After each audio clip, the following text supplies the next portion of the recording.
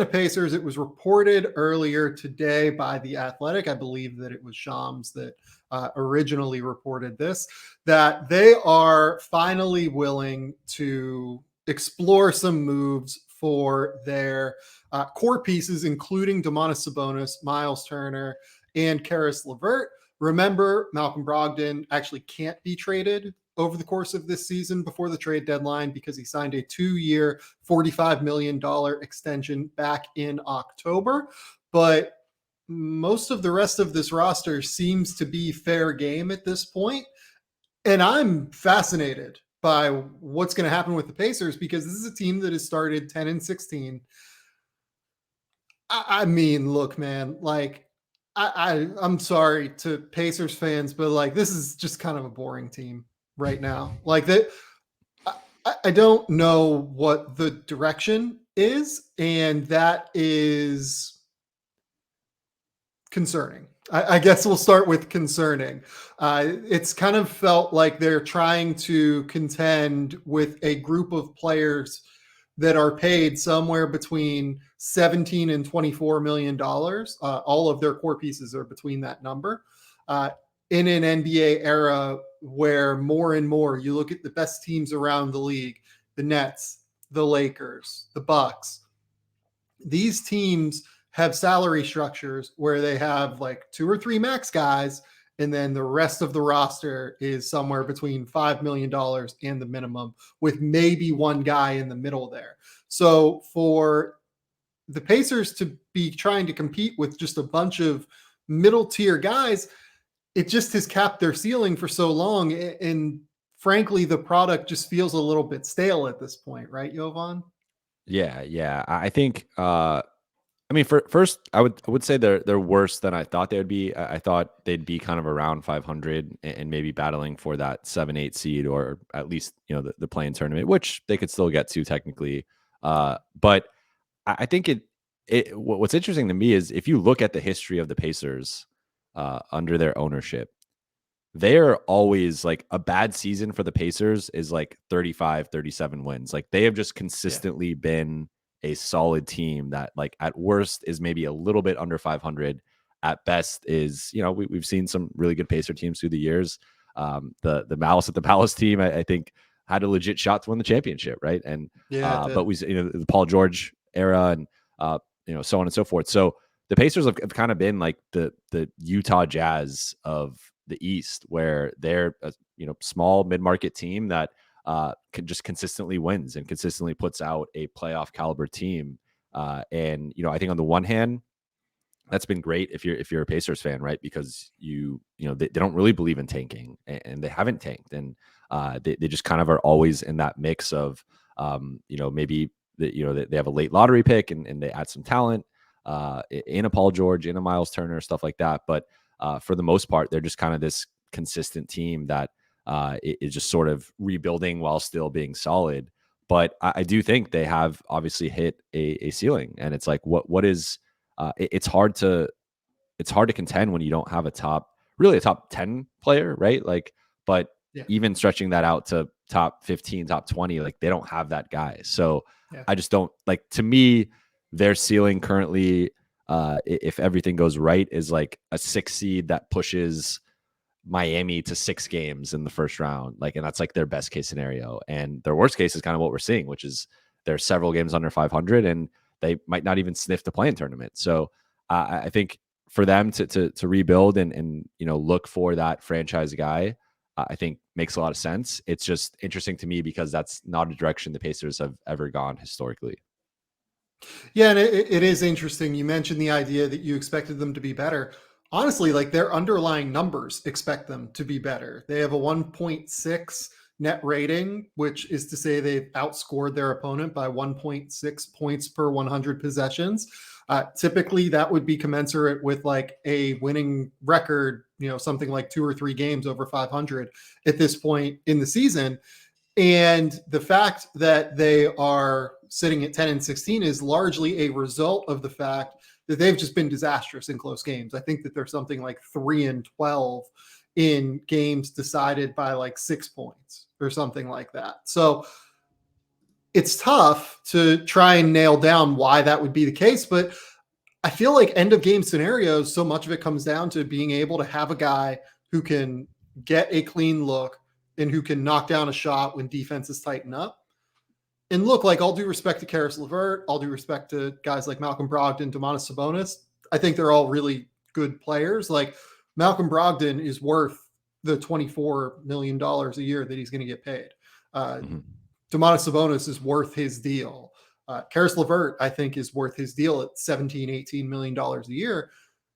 They aren't like the guy on a roster. Like, they might be able to make a key shot at the end of a game, but I don't know that I count on any of those guys to do it consistently. So it's almost like understandable to me that they're in this position. And then on top of it, new coach and Rick Carlisle, who I would imagine does have like a fairly strong voice, just given Rick Carlisle's history within the league, his stature within the NBA. I would imagine that the inclusion of his voice has led to some real conversations regarding where this organization is going. Herb Simon, their owner, I believe is 87 years old. He has resisted throughout the course of his career owning the Pacers, a situation where he wants to totally rebuild. I'll be surprised if it goes down the direction of like them being just disastrous for this year and next year and into the future. And on top of it, they have Kevin Pritchard, who has been around for a while at this point. And I think that finally they've decided to make a move. So I guess that, like, let's just kind of talk about a few fake trades here before we move on from the Pacers. My number one favorite idea for the Indiana Pacers is consummating a trade with the San Antonio Spurs involving Domantas Sabonis. I think that that would just be such a fun pairing for the Spurs. They have a need at the center position. As much as I like Jakob Poeltl and think that he's a terrific defensive center, I think that they could use more firepower from their front court offensively. Mm-hmm. They obviously have a glut of perimeter players in guys like DeJounte Murray, Derek White, Lonnie Walker, Josh Primo, Keldon Johnson, Devin Vassell, Trey Jones. Like, I think I'm even missing one or two, to be honest. There just seems to be a real potential lining up of assets and need for the Spurs. And then for the Pacers, they can kind of pick and choose what they want their rebuild to look like based on what they want from the Pacers. Like, if they're willing to go more down a long-term road of rebuilding, you take something like Josh Primo, who has like a really high upside. You take the Suns 2022 first round pick. You take the Thaddeus Young deal to salary match or whatever. And then maybe you get one more asset. If they want to go and try and make this a bit of a quicker turn, maybe you take someone like Keldon Johnson, who's averaging 15 points a game and shooting 40% from three as a 21 or 22-year-old, and hope that he can contribute within the next year or two to a potential playoff team. I just think there are so many options there that kind of deal just lines up and makes sense to me on a number of levels. Yeah. I think, first and foremost, I think you have to trade Domantas. Like, to me, if you're going down this road, unless, I mean, you got to explore what you could get from Myles Turner and what you can get for Karis LeVert, but you're going to get the biggest return, in my opinion, for Domantas Sabonis, right? And I think, and like, again, unless you can make some type of move where you think you can remain competitive and maybe take a jump trading one of those guys for something that maybe a player, a team is undervaluing. I think you have to start with Sabonis and then go from there. But it's tricky then, because he's your best player. So if you don't want to fully rebuild and go down that road of being a 20-25 win team, like it's hard to find that balance. But I like that trade. It's funny too, because I kind of view the Pacers as like, I compared them to the Jazz historically, but they kind of remind me of the Spurs the last few years until they got rid of DeRozan, where it was like, and DeRozan, we've seen what he's doing in Chicago, so I don't want to like undersell how good he is. But I think it was kind of like 8 to 10 deep.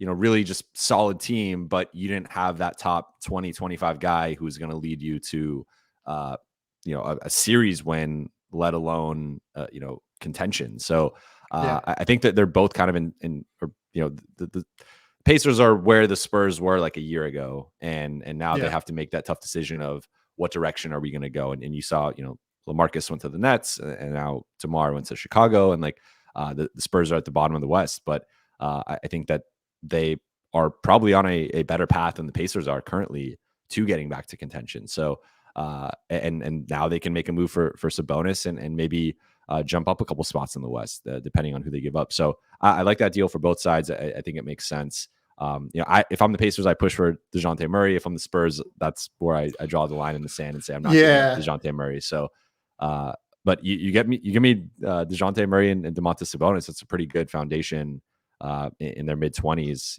Heading into their respective primes. Yeah, I agree. I can't give up DeJounte Murray in that deal. He's been awesome. He's to so start the good. year. He's really taken a leap. Like, I don't think enough people have recognized how good DeJounte Murray has been to start this season. The other deal that makes a little bit of sense to me is I wonder if you could get Myles Turner to Charlotte in a deal involving PJ Washington. Okay. Because as we literally just watched last night, I mean, Joel Embiid just annihilated them. He absolutely blew them apart. He had 43 points, 15 rebounds, 7 assists. It was the most dominant. I think I maybe have seen a player play this season so far. And look, Mason Plumlee is out right now. Like they didn't really have like a great option to slow him down. But even when Mason Plumlee's in, I don't know that I've liked what I've seen from him as an interior defender this season. You go out and you get Myles Turner. It fits within their offensive scheme because they really like to play 5 out because Myles can shoot. And then defensively, he would significantly upgrade what has been, in my opinion, one of the worst interior defenses in the NBA this season. So something around Myles Turner for PJ Washington and another asset that feels like another deal that makes a lot of sense to me personally, is the Pacers kind of look around exploring what deals are out there for their core pieces. I like that one too because I just think he fits, as you said, the 5 out. He has that length and athleticism that I think the Hornets really need. And I'm high on Myles Turner still. Like I think he's one of those guys that has needed a change of scenery for a while. And I've been like, which contender is going to step in and nab him and have him play a big, because I think he just I know he hasn't been the most consistent player, and he hasn't necessarily developed into what he was drafted to be. But at the same time, I think there are those flashes that you see. And I think just in general, he's better and more productive than people give him credit for. And there's kind of been this perception of him that he, because he hasn't lived up to that, people just don't value what he actually is and what he actually does. But that, again, that length, that athleticism, the ability to stretch the floor, and just, I think he's a really talented guy. So if I were the Hornets or someone else, I would, that's a guy that you can get for a much cheaper price than a Domantas Sabonis. So I'd be targeting Myles and trying to get him for a team that needs a center. Yeah, Myles Turner, it's interesting. Like when he's going, like when he really has it moving, I think there are not 10 better defensive players or 10 more impactful defensive players in the NBA. He is a monster on the interior. He's gotten really good at playing drop coverage defensively. Yeah, I really am a believer in Myles Turner as well. I think that a team that is in need of a center could really do well by exploring a potential Turner move. And to be honest, like a team that has kind of been interesting to me in regard to Myles Turner, like the Lakers weirdly do have the salary matching to make that work. It would help on a number of levels. That would help a because lot. his ability to space the floor would really open up a lot of their lineups with Russell Westbrook as well. They could play Myles Turner and Anthony Davis together very easily. Talen Horton-Tucker, Kendrick Nunn gets you there salary-wise. They would have to add some assets somehow that I One of the don't. picks they don't have. Yeah, it'd be tricky. The Pacers would really have to love Taylor Horton Tucker for that to Which, work. I mean, he just Taylor turned Horton 21. Tucker, You don't know, but yeah, yeah, yeah. I mean, I think that's a dream for because then you start Myles and AD, and then you just platoon. You basically keep one of them on the floor, and I think from there, basically play. You'll play your first and third quarter shifts with those two together, and then the rest of the game is just yeah, one of those two at the five, and that's I like that a lot. That was like a sneaky one. I wasn't sure if we wanted to touch on just because I do think you have to love Talon, and I don't think if he was playing the way he played the first 3 games of the season, yeah, like that right. guy was averaging 23 a game and looked really good. But since then he's kind of fallen off offensively, and I think still you're looking for that consistency that he hasn't really showed yet. So I mean, who knows? He again, he just turned 21. He has shown those flashes where maybe you can talk yourself into that. But I think if I'm trading Myles Turner, I probably want a little more. I think I agree with you on that. I'm trying to think of other teams. I mean, it's tricky. I mean, honestly, the Spurs, like maybe they could have interest in Turner over Sabonis. Uh, it's a it's I mean, interesting. I don't know, Portland. Like I know, I mean, they have Nurkic, but Yeah, I feel like they're just kind of a team that they need to change something there. And I know we weren't going to touch on Portland too much, but because there's a lot to touch on. But I mean, they're the just a team marathon that podcast I recorded last week was earlier this week. I was just like, do I really need to do more of this? I just remember like because I covered the Lob City Clippers, and it Yeah, feels like Portland, and you can make a case like even Utah's kind of in this mix as well, where Utah's better than Portland, obviously. But with the last couple of years of Lob City, it was just like there have been some rumors of like, are they going to trade DJ, or like, is it they right, had that great record and that great stretch without Blake when it was just Chris DJ pick and roll, and it was like, do the Clippers flip Blake for something and just go all right. in on the Chris DJ pick and roll, and like they never did that, and ultimately Chris just left to Houston, and that situation dissolved. But I do wonder with the Portland situation, like if they are really committed to, we want to keep Dame, we want to keep him happy, we want to build at least a team that has a shot. Because I think that's currently constructed, they're a one and done in the first round. Like they're losing in Yeah. 4 or 5 games, whoever they play. Um, and not to say that Nurkic necessarily is the problem, but I do think Turner is a better defender and is the type of guy that might be able to correct a lot of Damon CJ's limitations on that end. So that's one. And now, if you're Indiana, I don't know, why would you want Nurkic necessarily compared to Turner? Like, Well, I mean, maybe the they're move close, is but yeah, maybe the move is CJ.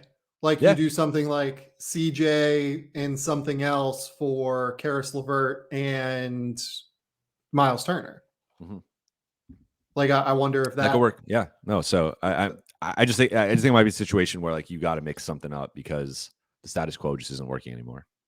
the last team I want to mention for Myles Turner, the Warriors would be terrifying with him. Yeah. The Warriors would be utterly terrifying, and So that's what Wiseman and are you giving up yeah, Wiseman in maybe that? You kind of have. I think you have to, right? I don't think that the Warriors would want to. I don't think they would And either. But I'll say this: like, if they wanted to do Moses Moody and Kuminga, like, I don't think the Pacers would get a better offer for Turner. okay, I, that's fair. I'd probably just rather move Wiseman if I'm them. And honestly, if you're the Yeah. Pacers and you're getting James Wiseman for Myles Turner, like, are you? I don't know. You're getting a better deal than that, to be Yeah. honest. Just given the upside uh, that James Wiseman possesses. I had Anthony Slater on the podcast last week, and he said that ownership with the Warriors is still very, very committed to James Wiseman, and he would be stunned if they moved him. I think the Warriors have other assets that they could move in a deal for Myles Turner if they really wanted to do so. Like I said, if you go out and you get Moses Moody and something else for Myles Turner, I don't know that you're doing a whole lot better than that. You go out and you get Jonathan Kuminga for Myles Turner. I don't think you're probably not doing better than that. Maybe something with, like, depending on if you like PJ Washington more, I can see that. But the Warriors have the assets to where if they really wanted to take a swing for Myles Turner and they really wanted to include James Wiseman, I think they probably win the title if they get Myles Turner, because you're talking about having a stretch five that is elite defensively, mixing with Draymond Green. That's a terrifying, like, that starting lineup is then Stephen Curry, one of Jordan Poole or Andrew Wiggins, depending on what you want to do there. Klay Thompson, Draymond Green, and Myles Turner. And like, I don't know how anyone scores on them. And then they're going to be absolutely elite offensively at that point.